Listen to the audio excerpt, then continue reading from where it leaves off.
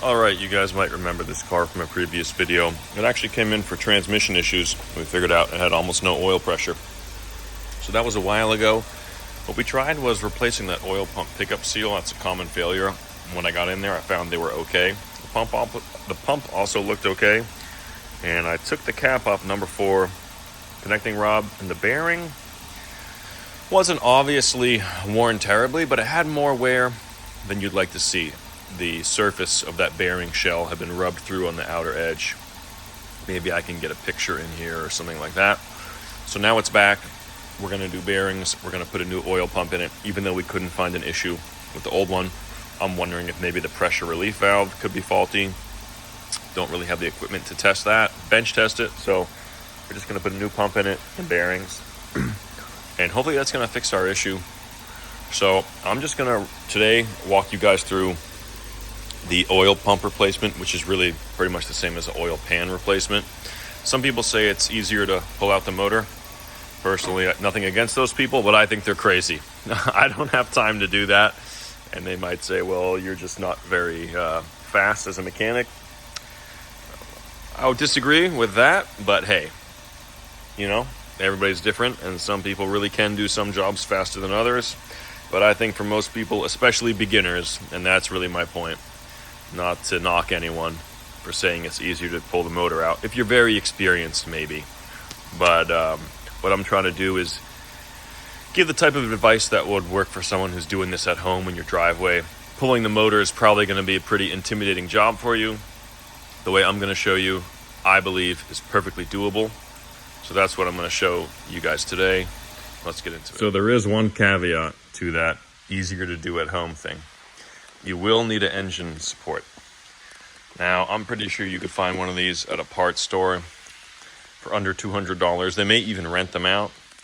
If that's too much, or they don't rent them, I bet you could find one on Facebook Marketplace for under $100.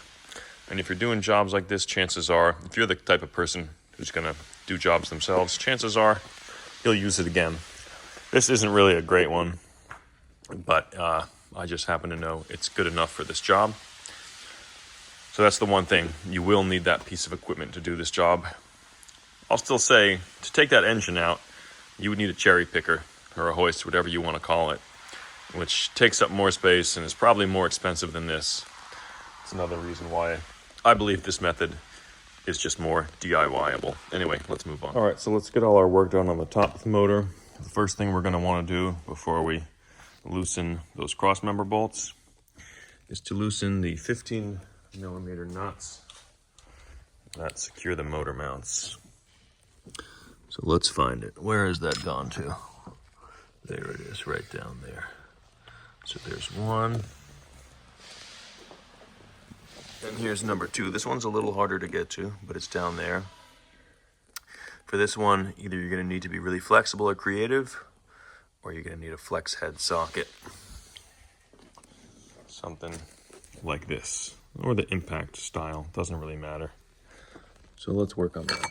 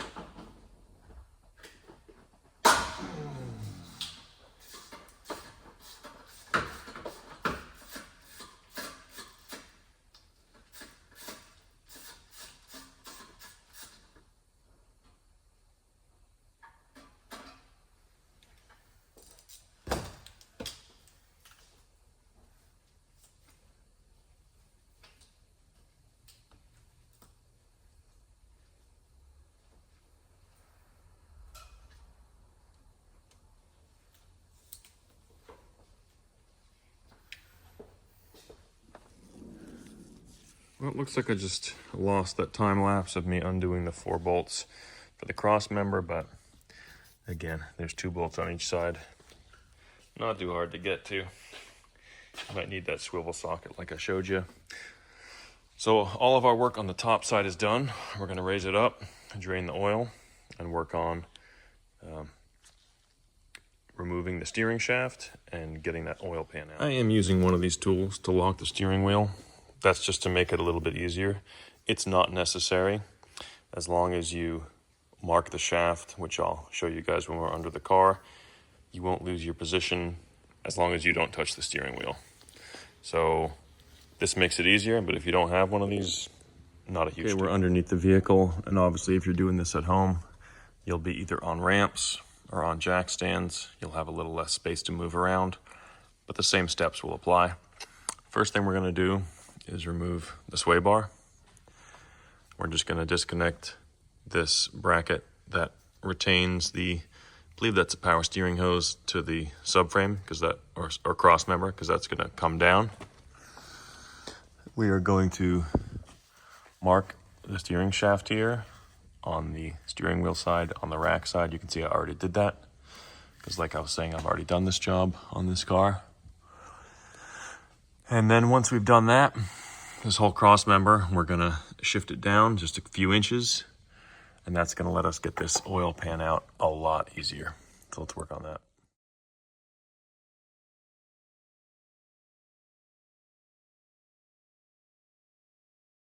All right, so let's show a little more detail on this steering coupler. You can see I've already marked it. Now there are some small splines here that can get corroded and get seized, and they're pretty difficult to get out. But up on the top side here, there's just 2 flats on either side of this steering shaft, and this may look different depending on the model, but the concept is the same. The only tricky thing about these bolts is they have a cotter pin on the other side of them. You need to remove that pin. Once you've removed it, which isn't too difficult, you may just need some needle nose pliers and some patience. Then we can go ahead and remove those bolts. Either the top or the bottom. One may be easier than the other. Once we've done that, we can begin to lower this cross member down. So let's work on it. So I went with the top bolt, and you can see now, because I've cracked loose all these bolts that secure the cross member, we have some space. Not enough to pull down to get the coupler to disconnect. So you can actually just reach up and turn them by hand sometimes. And if that doesn't work, it just means going back to the top side and getting the socket. So that one I was able to get out, and the other one I will not. So we just need to lower it, and we're gonna try to remove those bolts fully. And if you can see the sway bar here, I'm just trying to remove it from the chassis. I don't actually know if we needed to take off these nuts. We just need to allow the sway bar to move forward so that when the cross member comes down, it's not in the way and we're not binding. So that should be good enough. So let's lower the vehicle again, remove those bolts all the way, and I'll be back.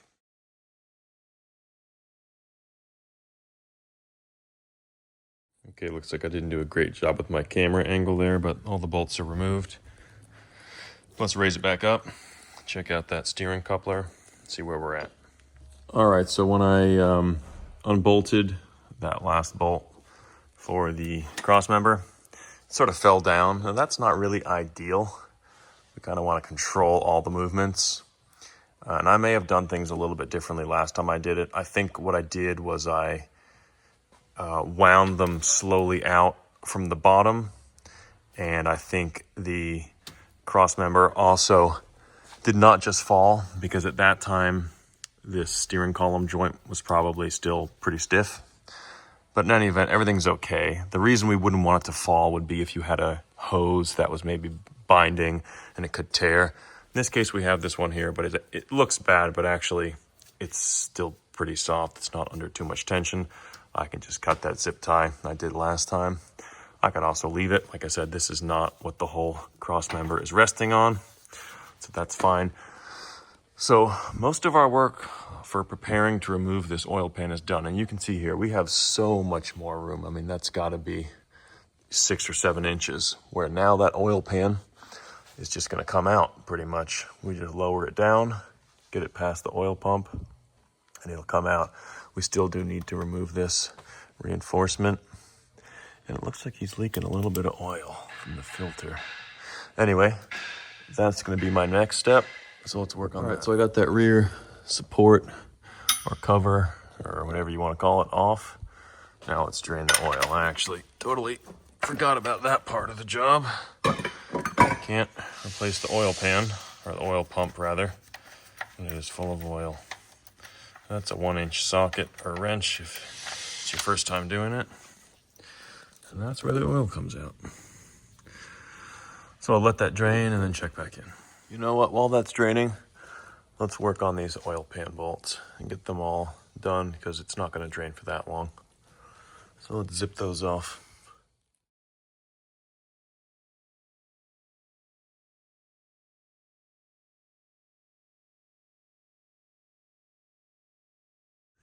So maybe you could tell, even with that stop motion, I still had to wiggle it a fair amount to get it out. It's kind of tricky because of this baffle to get the oil pump to come out.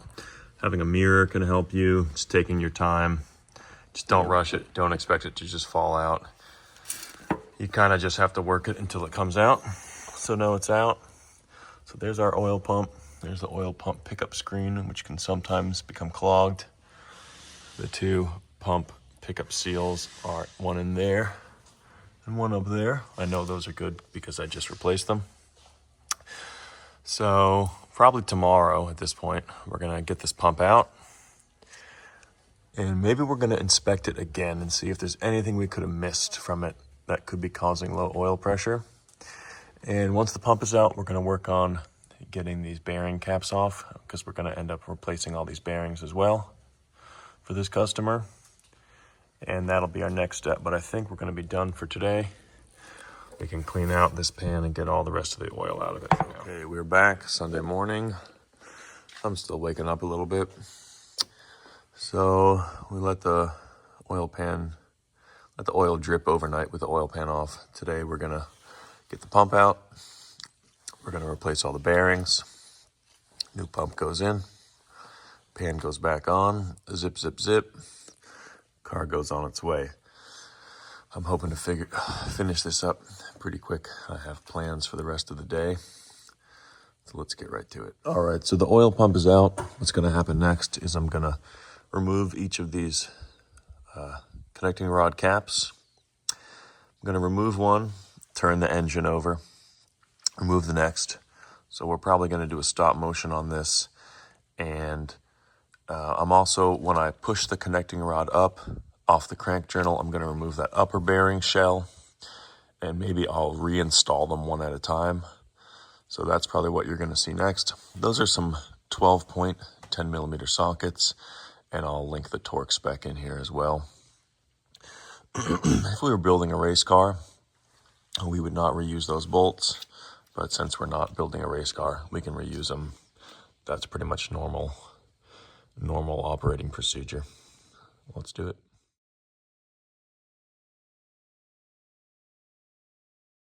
Okay, I've got that number 4 cylinder connecting rod cap removed. We can see here the crankshaft journal still looks perfect, so we're not worried about any issues with that. You can actually see right here, this is the dipstick coming down. So your oil level will actually sit above the bottom of the crank journal. Of course, that's when all the oil's in the sump. When the engine is running, I'm not sure how much oil would actually be above that level because it's being circulated through the head and so on and so forth, but that's just interesting. Anyway, here is the cap and here is this bearing wear I'm talking about. Now, if you're not accustomed to looking at bearings out of cars that have been running, not talking about new bearings in a package, you may not be exactly sure what to look for. Usually what you see is sort of just a light gray, sort of matte finish surface. What we see here that's a problem is that right there, that area where that outer coating has been worn down and I am not familiar enough with the materials or the types of bearings off the top of my head to talk about it, but I know there are a few different types, some of which have a particular coating on them. I don't think these do. I think these are just all one material. But that is, and you wouldn't think that would be enough to cause low pressure problem, and maybe it's not, but because we've now found this, and because we know this car did have a low oil pressure for a while, we're going to replace them just to be sure. So let's look at that. Let's look at the other half of the bearing cap up there. Let me get it out. Okay, I got this tool installed to push the connecting rod up, and you can see that upper bearing definitely shows some wear too. Maybe even more than the bottom. Looks like we can see kind of shiny metal, like it's been worn through the outer surface. You can just use a screwdriver to do this. This is just a nice tool I have. But now we're gonna get that bearing out and take a closer look at it. Okay, so take a look at that. You can definitely see the wear here, and you can actually kind of see the wear pattern too. This is on the top of the crankshaft, which means when the cylinder was coming up, it was wearing from here to here more heavily. And if we thought about it a little bit more, we could probably figure out why it's worn unevenly. In other words, it's closer to the end of the bearing on this side and not that side. Probably has to do something with which stroke we're in or engine timing, but anyway, we can definitely see that's worn now. Still, the question is this enough wear to cause low oil pressure? I don't know. And personally, I don't think it is. But like I was saying before, since we're in here, since we know the car had low oil pressure, we'd be foolish not to replace these, especially when we can see all this wear. So that's a cool find. Let's keep going, replace all of them. Okay, so I got that upper bearing shell in. It's sort of hard to take a video while I'm doing it. What I do is I put some assembly lube on the back of the bearing shell to make it a little bit sticky. I lay it there on top of the crankshaft, and then I bring the connecting rod down onto it, lining up that little alignment groove there. And then once I pull it down, it's pretty much installed. And if it's not perfectly centered in the connecting rod, you don't have to worry too much. You can just gently push up on the bearing and get it to slide around. So we can see here, now it's equal on both sides. So that's the top one. The bottom one obviously is a little bit easier. So I'll get that in, find that torque spec. I believe it's a torque to yield, and we'll move on to the next.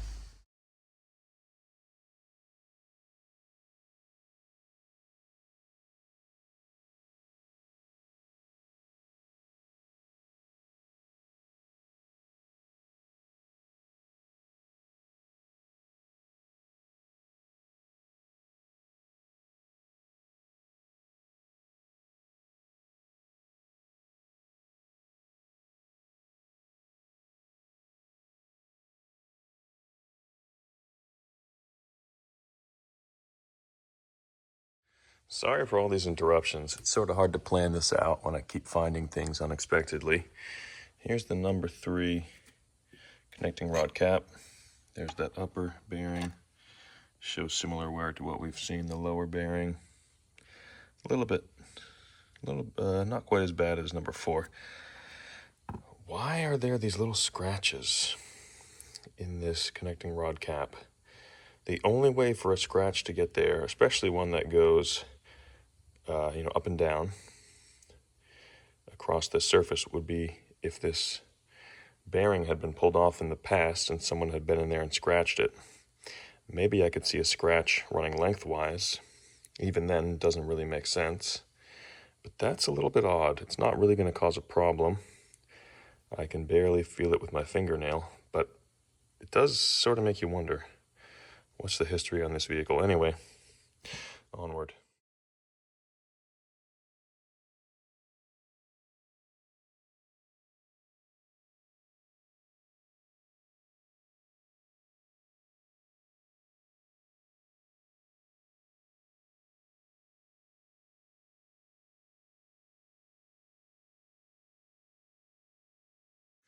So, you always got to expect the unexpected.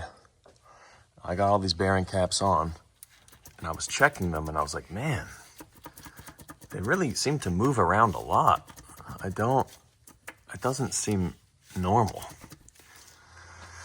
And so I double checked my part number and made sure it's good. It's the Glyco bearing. It's the right one. I thought, you know what?